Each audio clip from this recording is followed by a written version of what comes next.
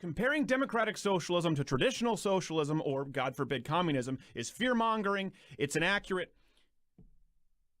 But it's actually pretty reasonable. Wait, what exactly is traditional socialism? I don't understand. Wait, let me look this up. Well, I tried to look it up on Google, and first thing I was sent to was a list of types of socialism. Traditional socialism means nothing when there are this many types of socialism. And you throw around this phrase a lot during your video, traditional socialism, as if it means something. You need to define what traditional socialism is before you try to demonize it. This is what traditional socialism is, and this is why it's bad. Okay, this is pivotal because there's a myth going around that democratic socialism is inherently different from traditional socialism. There's no difference between cannibal Republicans and regular Republicans. That other word, ignore it. Ignore its meaning.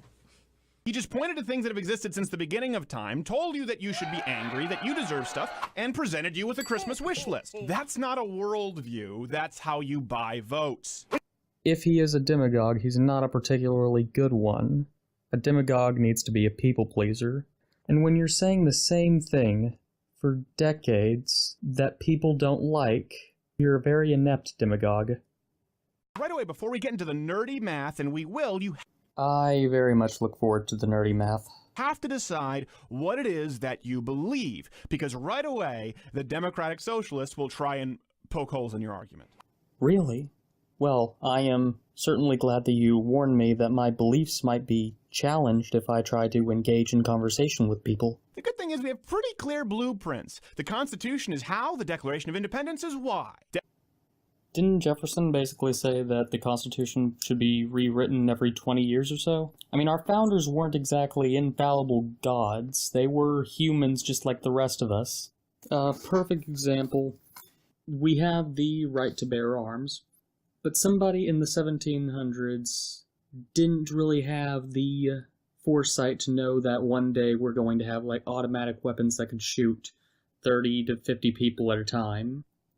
And while I do think that automatics should be legal, I don't think that it should be as easy to buy an automatic as, say, a bag of Doritos. Schools are another example. Your parents were raised without a federal Department of Education. They still had public schools. They were funded by their municipalities and their states. And guess what? Results are pretty similar. Most of your parents are smarter than you.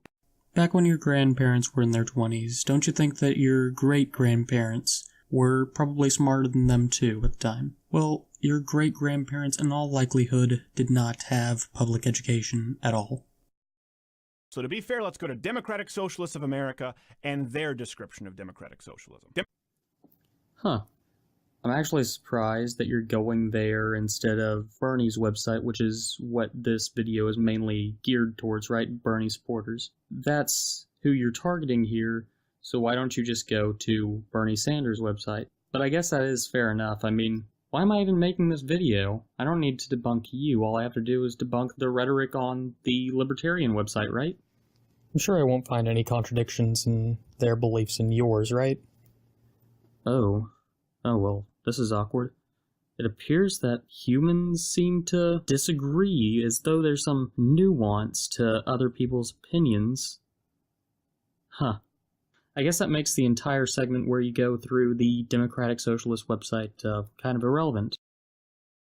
A good example would be when people first came to the United States in colonies under John Smith. Prager University has a great video on this. Originally, the goal was the betterment of the community, not the individuals. So grain, food, resources were communal, and people took what they needed. What inevitably happened is some people were more productive than others, and the system began collapsing, and people starved. That invariably happens with some model of socialism. It's just a matter of time. And that's actually a really good point against Bernie's healthcare plan, because, as we all know, his plan was just to put barrels of methotrexate in the middle of the pharmacy and let everybody just go ham on it. So I could definitely see some people being like, you know what, I don't really need this, but at some point I may start developing breast cancer, so better go ahead and take these now, just in case. I mean, I can't say that I've got anything more to say to that. That's brilliant observation there. That is totally a flaw in Bernie's plan. Go back to what you were saying.